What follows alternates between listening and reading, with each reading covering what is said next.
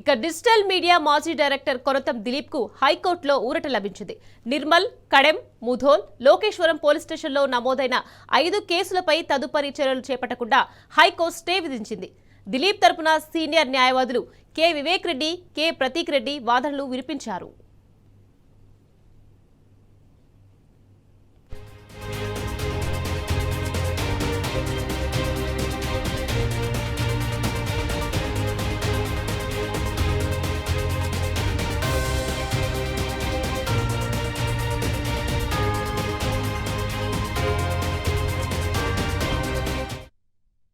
ఇది వాక్ స్వతంత్రానికి సంబంధించిన వ్యవహారమని, ఇటువంటి సందర్భాల్లో ముందుగా ప్రాథమిక విచారణ చేయాలని సుప్రీంకోర్టు ఇమ్రాన్ ప్రతాప్గఢ్ కేసులో స్పష్టం చేసిందని న్యాయవాదులు తెలిపారు. కానీ ఇక్కడ అలాంటి విచారణ చేయకుండా ఏకంగా ఎఫ్ఐఆర్ నమోదు చేశారని కోర్టు దృష్టికి తీసుకొచ్చారు. అర్నబ్ గోస్వామి కేసును ఉదాహరణగా చెబుతూ ఒకే అంశంపై విభిన్న పోలీస్ స్టేషన్లో ఎఫ్ఐఆర్లు నమోదు చేయడం చట్ట విరుద్ధమని వాదించారు.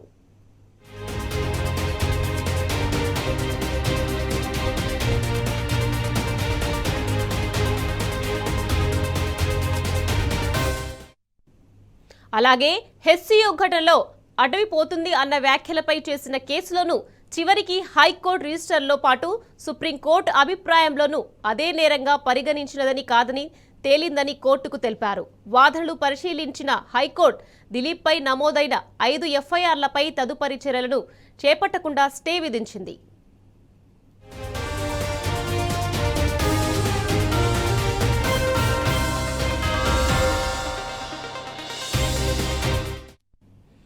డిజిటల్ మీడియా మాజీ డైరెక్టర్ కొరతం దిలీప్ కు హైకోర్టులో ఊరట లభించింది. రైట్, ఇదే విషయానికి సంబంధించి మరింత సమాచారాన్ని మా క్రైమ్ బ్యూరో చీఫ్ భాస్కర్ అందించేందుకు సిద్ధంగా ఉన్నారు. భాస్కర్, చెప్పండి, మాజీ డైరెక్టర్ కొరతం దిలీప్ కు హైకోర్టులో ఊరట లభించింది. దీనికి సంబంధించి అప్డేట్స్ ఏంటి భాస్కర్?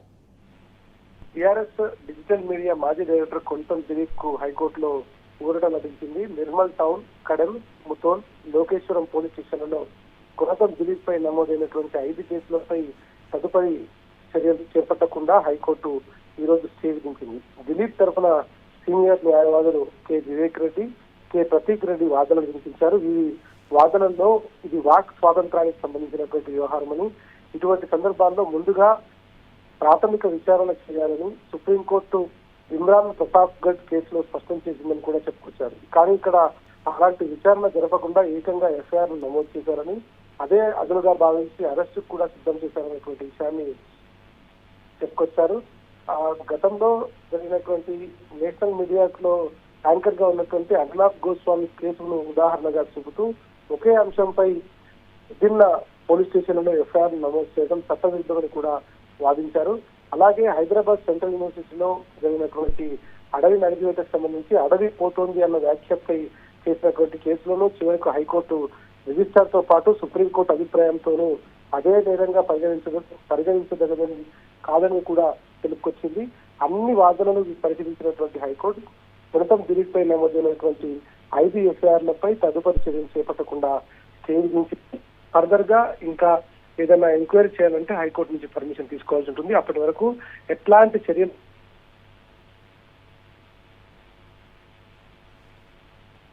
పెడుతూ ఇటు బీఆర్ఎస్ సంబంధించినటువంటి నాయకుల పైన కావచ్చు, మీడియా పైన కావచ్చు, సోషల్ మీడియా పైన కావచ్చు, డిజిటల్ మీడియా పైన కావచ్చు ఎట్లాంటి కేసులు పెట్టి అప్పటికప్పుడు ఆధారబాధాలుగా కేసులు నమోదు చేసి అరెస్ట్ చేస్తున్నప్పటికీ ఇప్పటికీ అనేక సార్లు కోర్టులు ఏవైతే ఉన్నాయో ఆ కోర్టులు ఆ రిమాండ్ రిజెక్ట్ చేసినటువంటి పరిస్థితి. ఇవాళ హైకోర్టులో ఈ 5 కేసులకు సంబంధించి కూడా గతంలో ఆయన అమెరికాకు వెళ్లి వస్తున్నటువంటి సందర్భంలో ఆయనను ఎయిర్పోర్ట్ లో అరెస్ట్ చేసి నిర్మల్కు తరలించారు పోలీసులు. ఈ సందర్భంగా అప్పుడు కోర్టు కూడా ఆ రిమాండ్ ను రిజెక్ట్ చేసింది. ఈ మొత్తం కేసులకు సంబంధించి హైకోర్టులో అప్పీల్ కు వెళ్ళినటువంటి సందర్భంలో హైకోర్టు మొత్తం అన్ని కేసులపై స్టే విధిస్తూ తదుపరి విచారణలు జరగకుండా ఆదేశాలు జారీ చేసింది. Right, thank you Bhaskar.